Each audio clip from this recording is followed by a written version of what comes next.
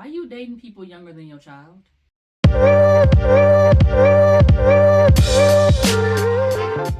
Hey guys, welcome back to Chaotic Commentary. With the holidays coming up, I thought it was only fitting that we read some Thanksgiving stories. So this first one's from the subreddit True Off My Chest. My brother is bringing his pregnant mistress to Thanksgiving dinner on Monday. Wow. So this actually starts with, I am Canadian, not American. Please stop messaging me and calling me an idiot for having Thanksgiving on the wrong day. Thank you. Who doesn't know that Thanksgiving is on a different day in Canada? It's actually in October, I believe.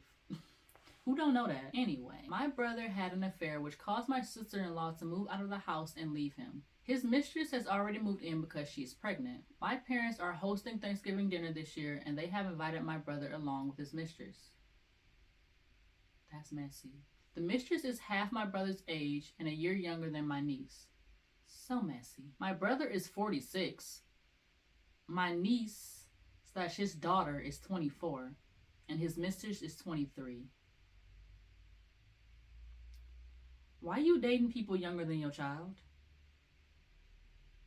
Get some help. I know she grown, but that still feels very predatory. My niece backed out of attending because the mistress is coming. I'm seriously considering volunteering for work because it's going to be so awkward and uncomfortable. I don't blame the niece. I wouldn't want to be there either. You cheated on her mama with somebody who's younger than her, got her pregnant, and now you bringing her to Thanksgiving? Like I said, messy. This next one is from their subreddit entitled Parents. I refused to take a few phone calls and tried to set a boundary. Thanksgiving got canceled. For context, I've been trying and failing to set boundaries for the past 1.5 years now. I'm also unlucky enough to be the only offspring who's shamed for living with a boy before marriage. I was out with my boyfriend and a friend of ours this past weekend to attend an event in a big city. We've been planning this for months. My parents text me, as they do all too often, to tell me that they love me. It's incredibly superficial, but I digress. Right? The fact that you shaming her for living with a boy. I ignored the text because we were busy and our friend had driven hours to come be with us. Several hours pass and I get a message asking if I'm okay. I ignored that because busy. We get to dinner and I get a phone call. I ignored the call and managed to send a text to say that I've been busy and that the lack of response doesn't mean something is wrong. They told me the next day that they felt as if they were an inconvenience to me because of how I reacted. Thanksgiving was then canceled so my dad could go spend time with my grandma, his aging mom. My boyfriend and I weren't even invited. And now the I love you texts have returned. I wish to break my phone. The end. P.S. I'm 30. I meant to say that I'm the only child so I get the brunt of all this chaos and I'm shamed about living with my significant other before marriage. You're 30. You're grown. What if you don't want to get married? I don't understand the point of canceling Thanksgiving when they weren't invited anyway. What they got to do with you? If you wasn't even invited to Thanksgiving, why they even feel the need to tell you that it was canceled? Am I the asshole for telling my wife to suck it up and invite my mom's boyfriend to Thanksgiving and implying that maybe my mom doesn't like inviting her to things? My wife has wanted to host a holiday for years, but has never had the opportunity due to other people hosting and lack of space. But since it is our first year married and in our new house, she is getting her chance to host. We were recently discussing the guest list and she said my mom is invited, but she doesn't want to invite her boyfriend, John, because she dislikes him and finds it uncomfortable to be around him. I mean, I guess, but how you gonna invite the mom and not her boyfriend? That's kind of messed up. I think John is fine. Extremely quiet to the point it's weird, kind of sulky, but nothing that would make me blacklist him from Thanksgiving. Maybe he's just a quiet person. Maybe he's just surly. I don't know. John just does not like people. Can't be bothered to talk to anyone but mom. He will say hi and bye or talk whisper with my mom, but he doesn't say anything beyond that. Maybe he has social anxiety. Maybe he's nervous or shy. Why y'all judging this man? Maybe he's just shy. My mom will sometimes joke about it and stroke him, which is a bit weird, but I'm a live and let live type. He once said the words, I'm smart enough to make money I want and good looking enough to get the woman I want, so I have no motivation not to act like this.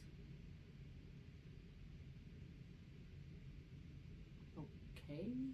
I told my wife that it would be rude to invite my mom without John. True. It would really hurt my mom and there is no way in hell she would accept. She said that would be my mom's choice. I said to just invite him and let him sit in the corner. Let him sit in the corner. He makes my mom really happy. My wife refused, so I pointed out that my mom has always included her in everything despite maybe not wanting to. When my wife asked what I meant, I pointed out that my mom is nice enough to her, but they really aren't each other's type of people, and she would probably not interact with her if she wasn't my wife. My wife got annoyed and said that was different. She thinks I'm being an asshole for having a suck it up attitude when it comes to something this important to her. No, you're not the asshole. You can invite one person but not their significant other. I'm pretty sure her mom, his mom probably wouldn't come if you didn't invite her boyfriend.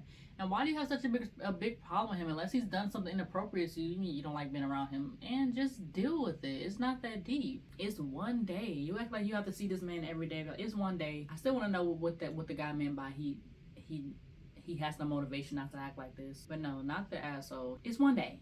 One day. My 25 female family wants to eat in separate rooms this Thanksgiving. Why? Just for background, my parents are still very panini cautious. I was about to say panini. Washing groceries, wearing gloves, double masking everywhere. The whole shebang. I recently moved out, and they also had a recent meltdown when they learned I dropped the rest of their precautions now that I'm in my own place. They invited me over for Halloween and were surprised and disappointed when I declined. But I'd rather hang out this Halloween alone. They're just giving out candy. I'm sorry not giving it out, but putting a bowl on the front porch that tells kids to take 2 pieces and staying inside, where I have to wear a face mask covering around them anyway. They also expect me to come over for Thanksgiving. I asked them what they had planned to do precaution-wise. They said that we can all eat in separate rooms, and then when we watch the movies together, we can wear face coverings in the family room. Y'all taking things a little bit too far. I'm sorry that this does not seem appealing to me. I know the joy of visiting my family should be all of that, and I should put up with it, but it all seems ridiculous. I'm on the verge of saying no to Thanksgiving this year, and I know they will have a super ultra meltdown. ETA. Maybe people are thinking I live very far from my family and don't see them often. I only live 40 minutes away, and I just saw them last weekend when we took a walk in the park together. Them double masked, of course. I've decided I'm not going to indulge them in their hysteria and offer a morning walk to Thanksgiving instead. Then I'll go back to my place to eat in peace. I don't really blame you. I mean, I get precautions for the panini, but at that point, don't even have Thanksgiving dinner. Like, you might as well just eat in separate houses and call each other on FaceTime or something. Like, what's the point of even coming over for Thanksgiving if you're not even gonna see each other anyway, or eat together anyway? Just don't have Thanksgiving. All right, that's gonna do it for this video. Hope you guys enjoyed. Send me down in the comments below what you thought about these Thanksgiving stories. As always, thanks for watching. See you guys next time. Bye.